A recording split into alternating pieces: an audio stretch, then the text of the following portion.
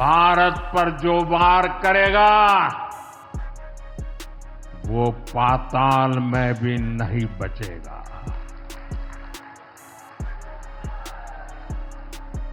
लेकिन भाइयों बहनों, दुर्भाग्य से ऑपरेशन सिंदूर की सफलता पर हमारे देश के कुछ लोगों को भी पेट में दर्द हो रहा है।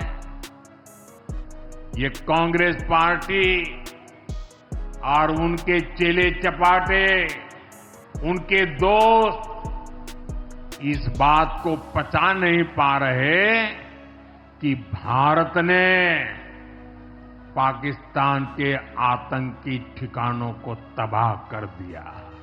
प्रधानमंत्री नरेंद्र मोदी एक बार फिर आज अपने संसदीय क्षेत्र यानी वाराणसी के दौरे पर हैं। प्रधानमंत्री नरेंद्र मोदी वाराणसी पहुंच चुके हैं। एक दिन के दौरे पर पीएम मोदी ने वाराणसी को करीब 2200 करोड़ की योजनाओं का तोहफा दिया है। प्रधानमंत्री नरेंद्र मोदी यहां 2 घंटे तक रुकेंगे और योजनाओं का लोकार्पण करेंगे। साथ ही वो एक रैली को भी संबोधित कर रहे हैं। पहलगाम आतंकी हमले और ऑपरेशन सिंदूर के बाद का पीएम मोदी का यह वाराणसी दौरा पहला है और इस मौके पर प्रधानमंत्री नरेंद्र मोदी किसान सम्मान निधि की 20वीं किस्त भी जारी की है। इसके साथ ही ये भी माना जा रहा है कि वाराणसी दौरे पर पीएम मोदी कुछ और भी बड़ी घोषणाएं कर सकते हैं। 20वीं किसान की जो किस्त है उसमें 500 करोड़ रुपए जारी किए गए हैं। ऑपरेशन सिंदूर के बाद उनका पहला दौरा है। प्रधानमंत्री नरेंद्र मोदी 52 परियोजनाओं की सौगात, 2200 करोड़ की परियोजनाएं और डिटेल में हम आपको यहाँ बता रहे हैं कि यहाँ पे क्या कुछ खास होने वाला है। वाराणसी में प्रधानमंत्री ने कहा कि भारत दुनिया की तीसरी सबसे बड़ी अर्थव्यवस्था बनने के लिए तैयार है, इसलिए भारत को अपने आर्थिक हितों के प्रति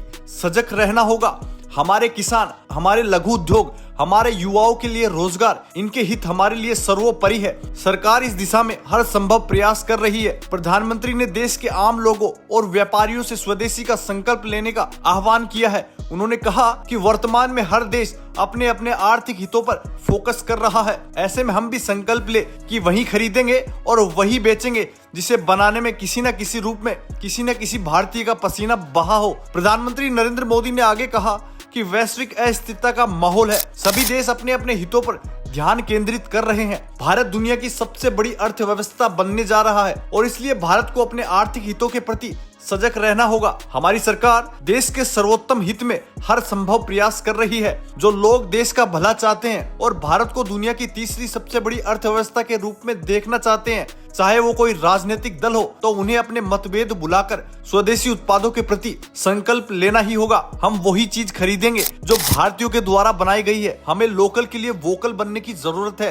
प्रधानमंत्री नरेंद्र मोदी ने आगे कहा कि ऑपरेशन सिंदूर की सफलता से अपने देश के भी कुछ लोगों के पेट में दर्द हुआ है। कांग्रेस पार्टी और उनके चेले सपाटे ये बात पचा नहीं पा रहे हैं। भारत ने आतंकियों के ठिकानों को मिट्टी में मिला दिया। मैं पूछना चाहता हूं कि आपको ऑपरेशन सिंदूर की सफलता पर गर्व है या नहीं। प्रधानमंत्री नरेंद्र मोदी ने इससे आगे कहा कि ऑपरेशन सिंदूर के दौरान दुनिया ने हमारे स्वदेशी हथियारों की क्षमता देखी। हमारी वायु रक्षा प्रणालियों, मिसाइलों और ड्रोनों ने आत्मनिर्भर भारत की ताकत को साबित कर दिया। खासकर ब्रह्मोस मिसाइलों का निर्माण अब लखनऊ में किया जा रहा है। कई प्रमुख रक्षा कंपनियां यूपी डिफेंस कॉरिडोर में अपने विनिर्माण संयंत्र स्थापित कर रही है। भारत में निर्मित हथियार जल्द ही हमारी सेनाओं की ताकत बनेंगे। प्रधानमंत्री नरेंद्र मोदी ने आगे कहा कि पाकिस्तान का दुख कांग्रेस सपा में सहन नहीं हो रहा है। उधर आतंक का आका रोता हुआ नजर आ रहा है, इधर कांग्रेस सपा वाले आतंकियों की हालत देखकर आंसू बहा रहे हैं। कांग्रेस हमारी सेनाओं के पराक्रम पर